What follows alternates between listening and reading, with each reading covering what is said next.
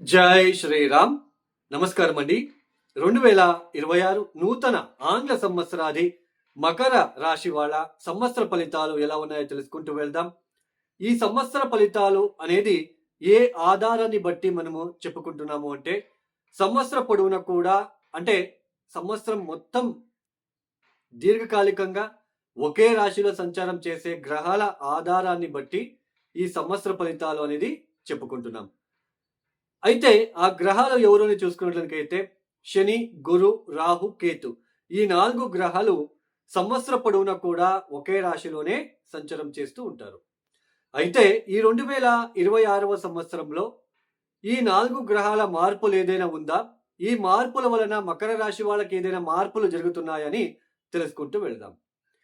ఈ 2026వ సంవత్సరంలో శని ఈ సంవత్సర పొడవునా కూడా మీన రాశిలోనే సంచారం చేస్తూ ఉంటారు.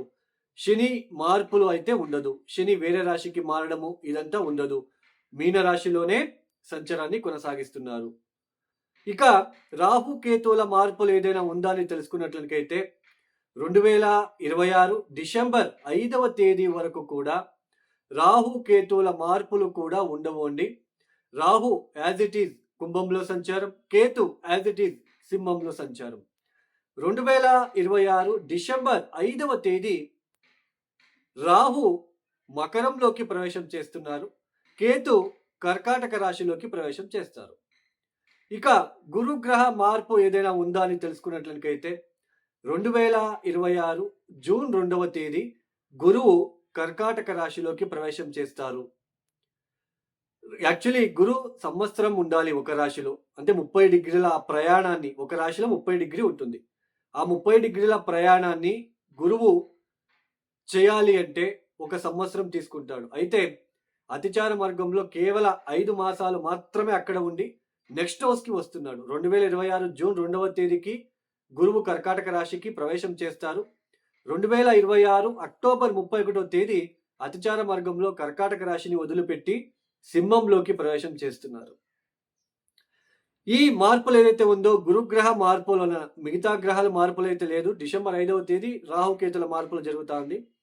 అయితే గురుగ్రహ మార్పుల వలన ఈ మకర రాశి వాళ్ళకి ఎలాంటి ఫలితాలు రాబోతున్నాయో తెలుసుకుంటూ వెళ్దాం. ముఖ్యంగా ఈ మకర రాశి వాళ్ళకి ఏలనాటి శని కంప్లీట్ అయింది. అయితే శని తృతీయ స్థలంలోకి మొన్న మొదలు పెట్టాడు 2025లో. తృతీయ స్థలంలో శని యోగించాలి.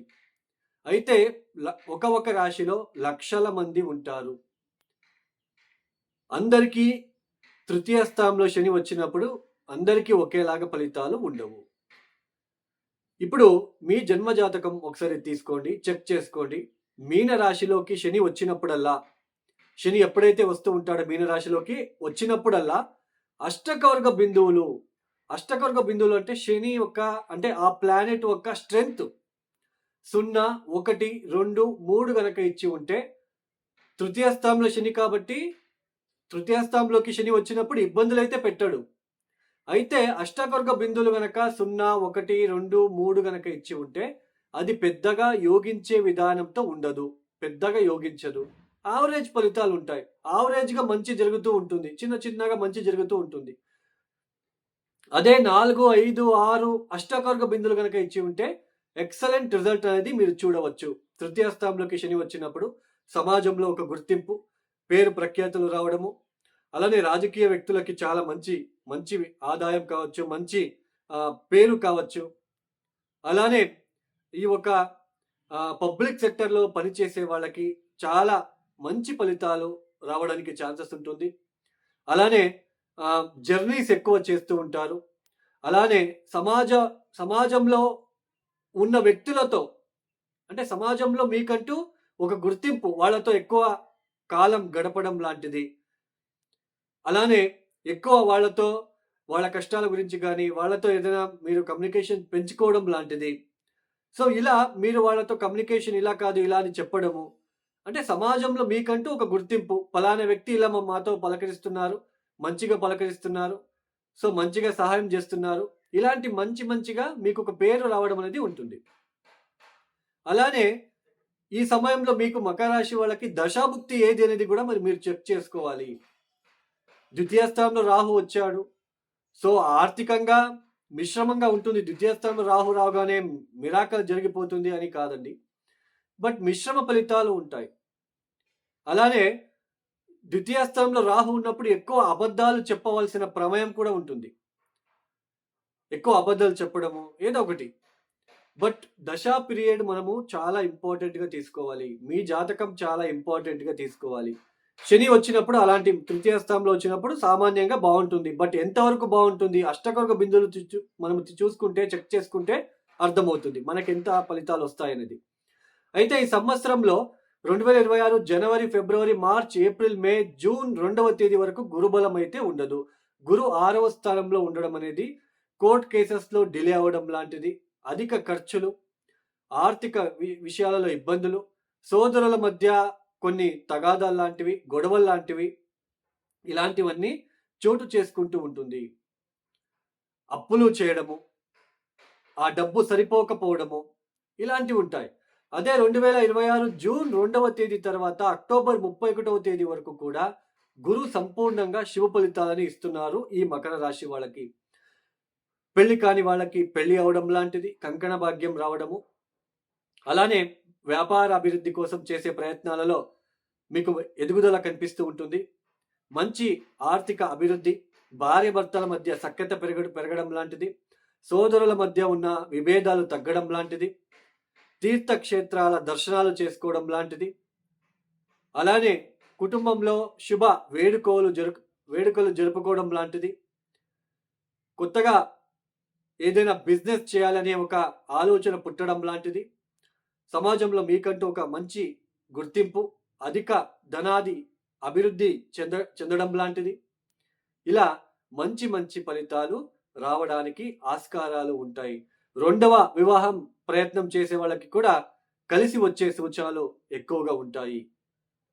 అలానే ఈ మకర రాశిలో పుట్టిన అమ్మాయిలకి కూడా చాలా అంతవరకు పాజిటివ్గా ఉండబోతుంది. మీరు అనుకున్నట్టుగానే విజయము, అలానే పెళ్లికి సంబంధించిన విషయాలలో అభివృద్ధి, అలానే ప్రేమికుల మధ్య బాండింగ్ పెరగడము, ఇలా మంచి శుభ ఫలితాలు వచ్చే సూచనలు ఎక్కువగా ఉంటాయి. అయితే ఈ సమయంలో కొంచెం అప్పులు ఇవ్వకండి, ఎవరికి అప్పులు ఇవ్వద్దు, అప్పులు కూడా తీసుకోకండి ఈ 2026 సంవత్సరంలో. లేదంటే ఇబ్బందులు పడాల్సిన ప్రమేయం ఏర్పడుతూ ఉంటుంది.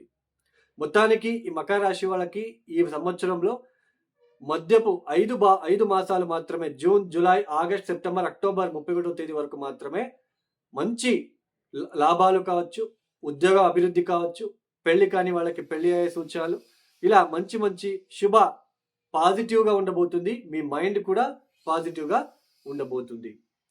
ఈ మకర రాశి వాళ్ళు తప్పనిసరిగా కాలభైరవేశ్వర ఆరాధన ఎంత చేస్తారో అంత మంచిది.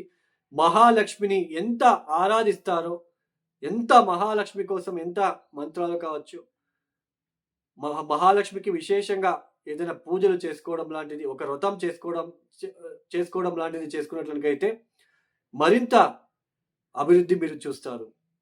ఎవరైతే వీడియోని చూస్తున్నారో లైక్ చేయండి, షేర్ చేయండి, సబ్స్క్రైబ్ చేసుకోండి. అలానే ఎవరికైనా ఆస్ట్రాలజీ కన్సల్టేషన్ కావాలనుకుంటే డిస్ప్లే అవుతున్న నంబర్కి నేరుగా కాల్ చేయండి. ఇక సర్వే జనం సుఖినో భవంతు. ధన్యవాదములు. జై శ్రీరామ్.